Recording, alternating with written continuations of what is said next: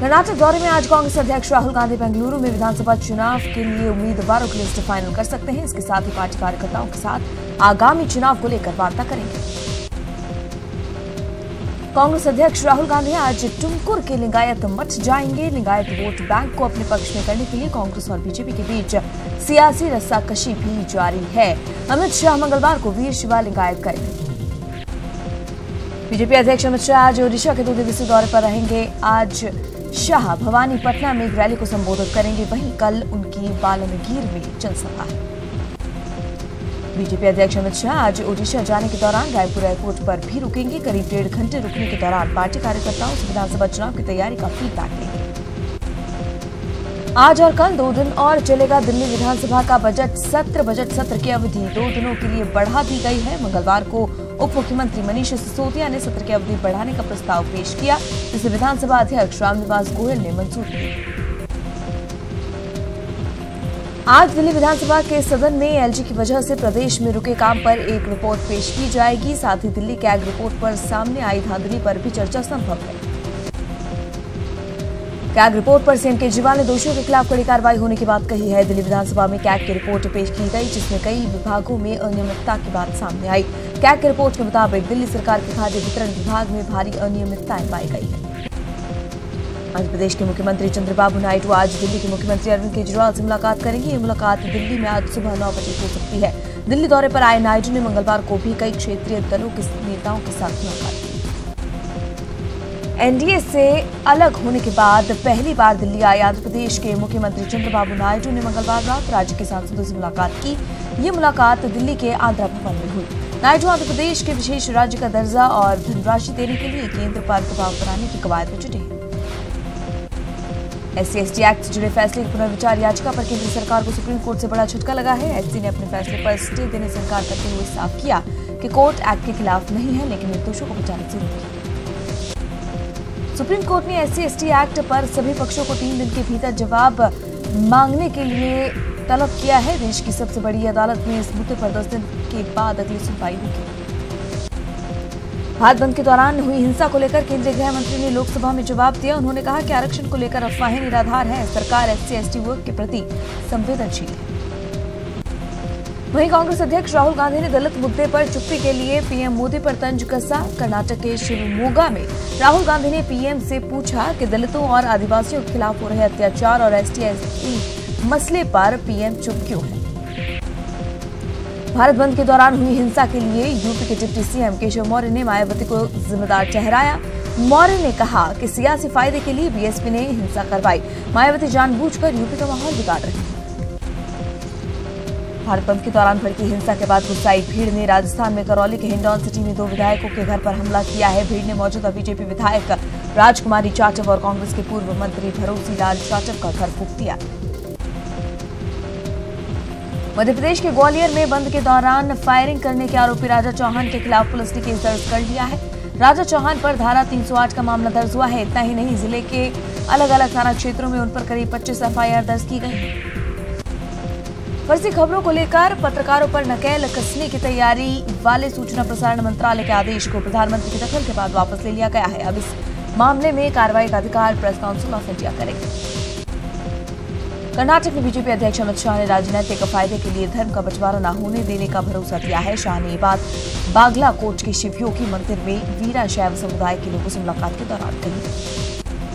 लिंगायत को अलग धर्म का दर्जा देने वाले कर्नाटक सरकार की सिफारिश को केंद्र सरकार नहीं मानेगी।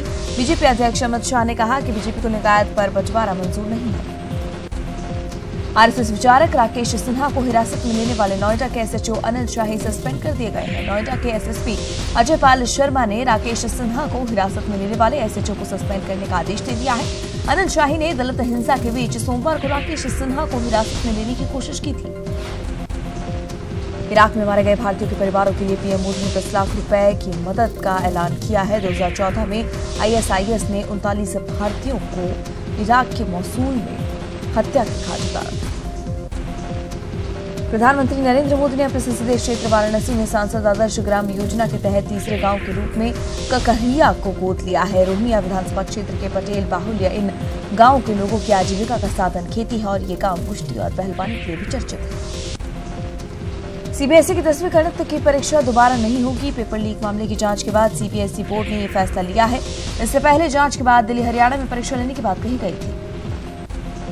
क्राइम ब्रांच ने एसएससी पेपर लीक मामले में 4 और लोगों को गिरफ्तार किया है। सभी आरोपियों को रिमांड में लेकर अब पुलिस पूछताछ करेगी। इसमें से एक आरोपी को क्राइम ब्रांच ने सोमवार को गिरफ्तार किया था। बेंगलुरु के इंडियन इंस्टीट्यूट ऑफ साइंसेज ने फिर से भारत के सर्वश्रेष्ठ संस्थान का दर्जा हासिल किया है। मानव संसाधन विकास मंत्रालय की ओर से जारी 2018 के शैक्षणिक संस्थानों की रैंकिंग में जेएनयू दूसरे और बीएचयू तीसरे पायदान पर रहा। उत्तर प्रदेश में अब निजी स्कूल अभिभावकों से मनमानी फीस नहीं वसूल सकेंगे। मंगलवार को लखनऊ में हुई यूपी कैबिनेट की बैठक में इस बाबत अहम फैसले लिए गए हैं। अब स्कूल सालाना 7 से 8% से अधिक फीस नहीं बढ़ा सकेंगे। नियमों का उल्लंघन करने पर स्कूलों के ऊपर कड़ी कार्रवाई की जाएगी। सीबीसी ने पीएनबी घोटाले के लिए आरबीआई को जिम्मेदार ठहराया है। सीबीसी कमिश्नर केवी चौधरी ने कहा कि केंद्रीय बैंक घोटाले के समय स्पष्ट ऑडिट नहीं की गई थी। मध्य प्रदेश के मंदसौर में पिछले साल किसानों पर हुए गोलीकांड में नया मोड़ आ गया है। एसडीएम के आदेश के बाद सीआरपीएफ जवानों ने फायरिंग की थी। तत्कालीन कलेक्टर स्वतंत्र कुमार ने जांच आयोग में ये बयान दिया।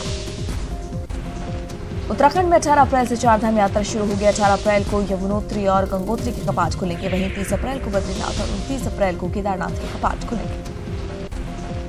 छत्तीसगढ़ में 5 अप्रैल से इमरजेंसी सेवाएं ठप हो सकती हैं। 5 सूत्रीय मांगों को लेकर 108 और 102 एम्बुलेंस के कर्मचारी हड़ताल पर जा रहे हैं। स्वास्थ्य विभाग से बात नहीं बनने पर हड़ताल का ऐलान किया गया। यूपी के बिजनौर में एक नाबालिग के साथ कथित रूप से दुष्कर्म के मामले में सीआरपीएफ के एक जवान को गिरफ्तार किया गया है। लड़की का आरोप है कि जवान ने शादी का झांसा देकर पहले रेप किया, उसके बाद अश्लील तस्वीर उतारकर फेसबुक पर अपलोड की। अमेरिका के कैलिफोर्निया स्थित यूट्यूब के मुख्यालय में गोलीबारी हुई, जिसमें 4 लोग घायल हो गए। घायलों में से एक की हालत गंभीर बताई जा रही है। वहीं अस्पताल में भर्ती कराया गया। इन घायलों को पुलिस के साथ हुई गोलीबारी में संदिग्ध महिला भी ढेर हो गई। राजधानी दिल्ली में भारत, अमेरिका और जापान के बीच महत्वपूर्ण त्रिपक्षीय वार्ता इस हफ्ते होगी। ट्रंप प्रशासन ने इसके लिए अपने 2 वरिष्ठ राजनयिक एलिस वेल्स और सुजन थॉर्नटन को त्रिपक्षीय वार्ता में शामिल होने के लिए भेजा है।